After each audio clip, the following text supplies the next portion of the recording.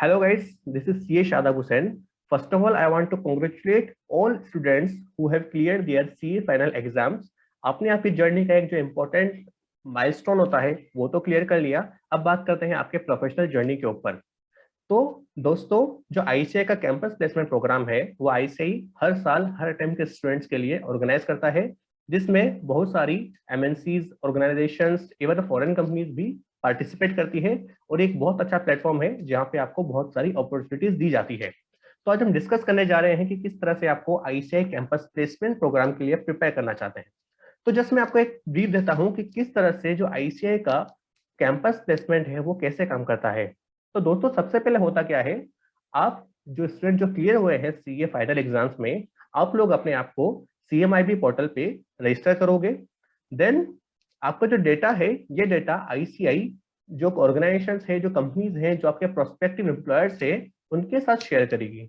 Then क्या होगा, ये जो एम्प्लॉयर्स हैं ये आपको शॉर्टलिस्ट करेंगे। जब ये लोग आपको शॉर्टलिस्ट कर देंगे तो ये सारा डेटा किस किस कंपनीज ने आपको शॉर्टलिस्ट किया है ये आपको आपके डैशबोर्ड पे शो होगा। सीएमआईबी पोर्टल पे ये पूरा वेबसाइट है और उस पर पूरा प्रॉपर डैशबोर्ड बना होता है कि किन किन कंपनीज ने आपको शॉर्टलिस्ट किया है।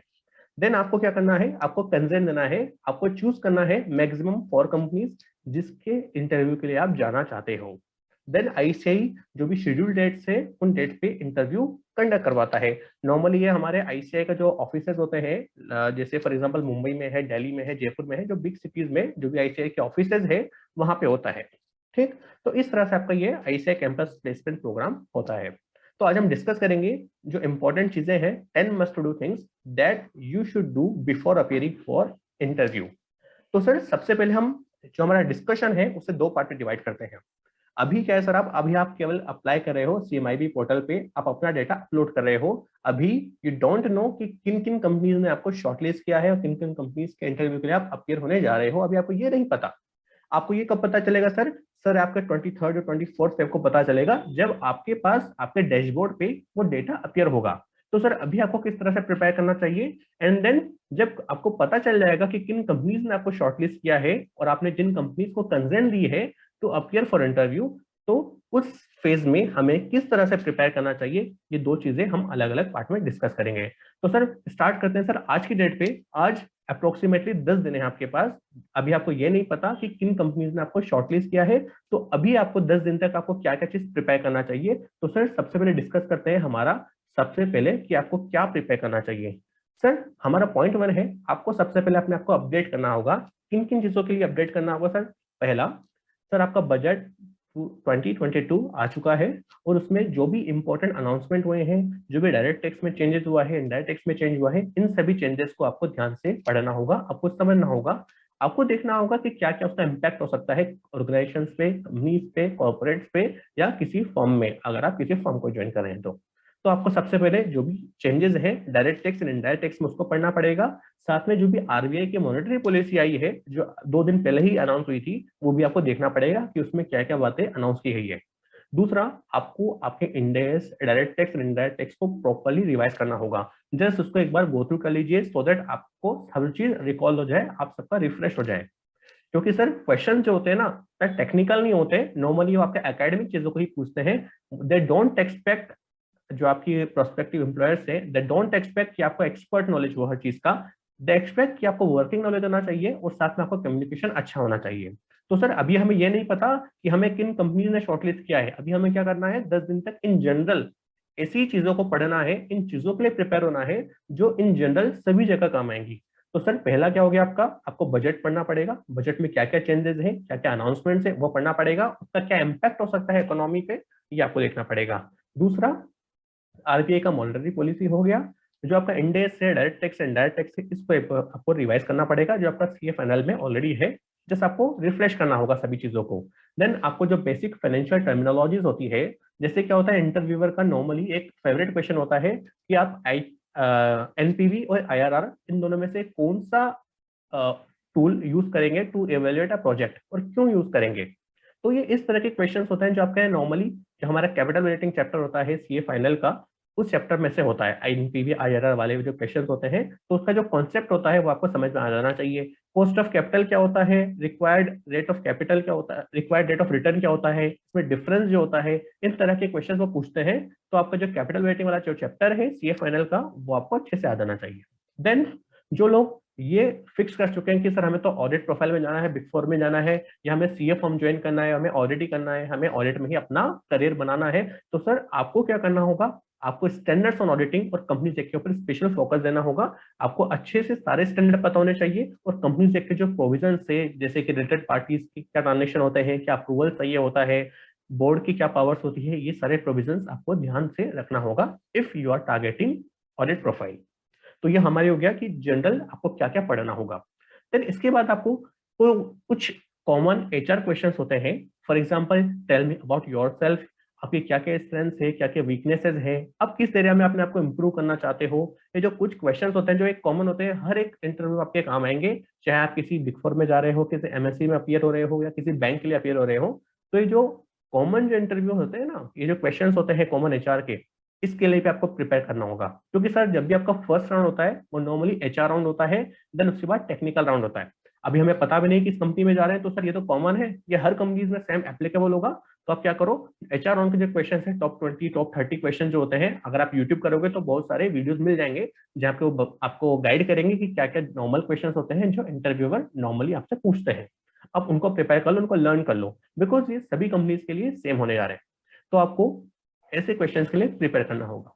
देन अब बात करते हैं आपकी, जब आपको ये पता चल जाएगा कि किस कंपनी ने आपको शॉर्टलिस्ट किया है और आप किस कंपनी के इंटरव्यू के लिए अपियर होने जा रहे हो, तो अब बात करते हैं हम कंपनी के बारे में, हमें कैसे प्रिपेयर करना पड़ेगा। यानी आप 23rd या 24th फैक्ट के बाद जब आपको ये पता चल जाएगा कि आपको किन कंपनीज के लिए अपियर होना है, किन कंपनीज का इंटरव्यू देना है, तो उस कंपनी के बारे में अब हमें पढ़ना स्टार्ट कर देना होगा।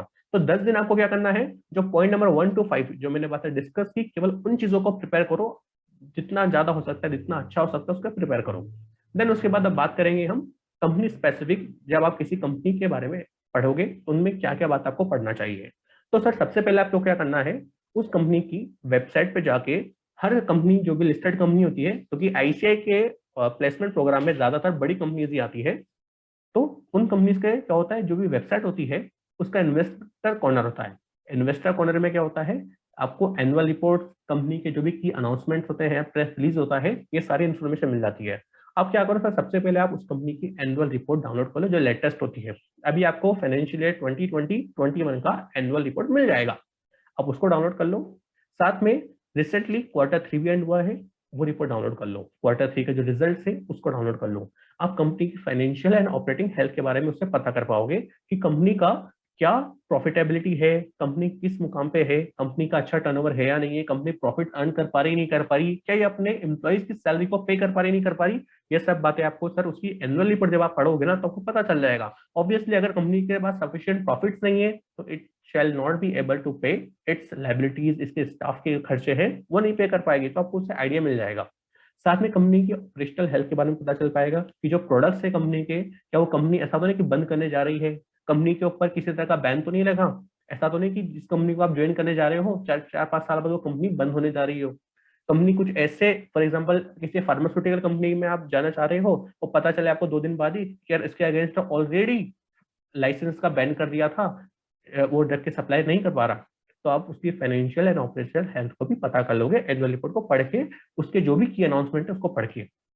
उसके अलावा आपको क्या करना है, आपको कंपनी के की रेशियोज होते हैं, जैसे पी रेशियो होता है, डेट इक्विटी रेशियो होता है, इन सब चीजों को अच्छे से पढ़ना है।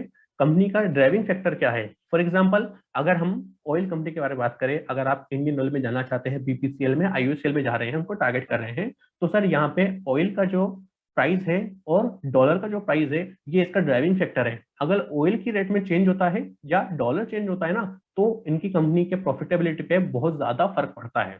तो सर इसका ड्राइविंग फैक्टर आपको पता होना चाहिए। ठीक, साथ में कंपनी के फ्यूचर प्लान्स क्या है, इन चीजों के बारे में आपको बताना चाहिए कि कंपनी आगे जाके किन प्रोडक्ट को लॉन्च करने जा रही है। फॉर एग्जांपल अगर आप एशियन पेंट के बारे में बात करोगे, तो एशियन पेंट केवल पेंट के अलावा भी क्या कर रही है, होम डेकोर पे ज्यादा ध्यान दे रही है।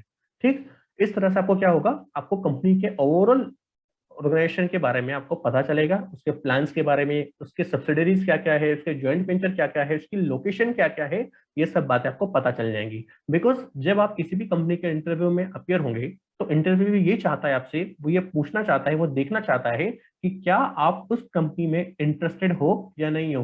आपको बिल्कुल हार्ट एंड सोल से उस कंपनी में इंटरेस्ट होना चाहिए, आपको शो करना चाहिए। ठीक। उसके अलावा आप क्या करोगे, एक जो इंपॉर्टेंट क्वेश्चन है, क्वेश्चन नंबर 8 जो मैंने आपको पॉइंट में लिखा है, why do you want to join that particular company. इस क्वेश्चन को अच्छे से आपको प्रिपेयर करना है, क्योंकि ये क्वेश्चन हर कंपनी में आपसे पूछा जाएगा। फॉर एग्जाम्पल सर पीएसयू के लिए क्या आंसर हो सकता है, सर पीएसयू के लिए जब मैंने इंटरव्यू दिया था तो मैंने बोला था sir because PSU are working in nation building, so I want to be associate with the PSU, and private companies होती है दे पे नंबर। तो मेरा क्या था सर, मैंने इस तरह से आंसर दिया कि सर पीएसयू हमारा नेशन बिल्डिंग में काम करता है, इसलिए I want to associate with PSU. तो इस तरह से आपको थोड़ा स्मार्टली अपने क्वेश्चंस को इसका आंसर प्रिपेयर करना पड़ेगा। देन एक और चीज होती है सर नेटवर्क बिल्डिंग। सर आप क्या करो, जो भी कंपनी आपने शॉर्टलिस्ट की है, जिसके लिए आपने कंसेंट दी है, उस कंपनी के जो भी एम्प्लॉयज होते हैं ज्यादातर सभी लिंक्डइन पे होते हैं। आप क्या करो, उन लोगों से कनेक्ट करना शुरू कर दो और उन लोगों से आप पूछो कि आपने किस तरह से उस कंपनी का इंटरव्यू क्रैक किया था, क्या क्या क्वेश्चन पूछे गए थे। आपको उस कंपनी के बारे में बहुत सारी इन्फॉर्मेशन वहां से भी मिल जाएगी। आपको इवन ये भी पता चल जाएगा कि उस कंपनी में वर्क कल्चर कैसा है, क्योंकि वो भी आपके लिए बहुत इंपॉर्टेंट होता है। ऐसा तो नहीं कि वहाँ पे खींचतान ज्यादा होती है, वहाँ पे कोऑपरेट नहीं होता हो। ठीक, तो आपको उसके वर्क कल्चर के बारे में पता चल जाएगा और वहाँ का किस तरह का एनवायरमेंट है और किस किस तरह की आपको प्रोफाइल वहां पे दी जा सकती है, ये भी आपको पता चल जाएगा। देन उसके बाद आप क्या करो, आप मैक्सिमम 4 कंपनीज के बारे में ही क्या कर सकते हो, कंसेंट दे सकते हो। तो आप क्या करो, उन 4 कंपनीज की जो समरी होती है, फॉर एग्जांपल इस कंपनी का लास्ट से कितना टर्नओवर था, इस साल क्या टर्नओवर है, इसका ट्रेंड क्या चल रहा है, कौन कौन से इंपॉर्टेंट मेन प्रोडक्ट्स है, मेन सर्विसेज है, इन सब चीजों की एक समरी बना लो। सो दैट आप जब इंटरव्यू देने जाओगे तो आपको ये चीजें एक बार पढ़ लोगे तो आपको फिर से सारी चीजें इस कंपनी के बारे में रिकॉल हो जाएगी। ऐसा नहीं होगा कि आप लास्ट मोमेंट पे भूल जाओ, क्योंकि थोड़ा नर्वस रहते हैं हम, थोड़ा स्ट्रेस भी होता है, फर्स्ट टाइम आप अपियर हो रहे होंगे इंटरव्यू के लिए। तो उन सब चीजों के लिए प्रिपेयर हो रहे हो तो आप क्या करो, 1 पेज समरी बना लो फॉर ऑल योर कंपनीज। इससे आपको बेनिफिट मिलेगा इन मोमेंट पे कंपनी के बारे में फिर से क्विक गो थ्रू करने के लिए।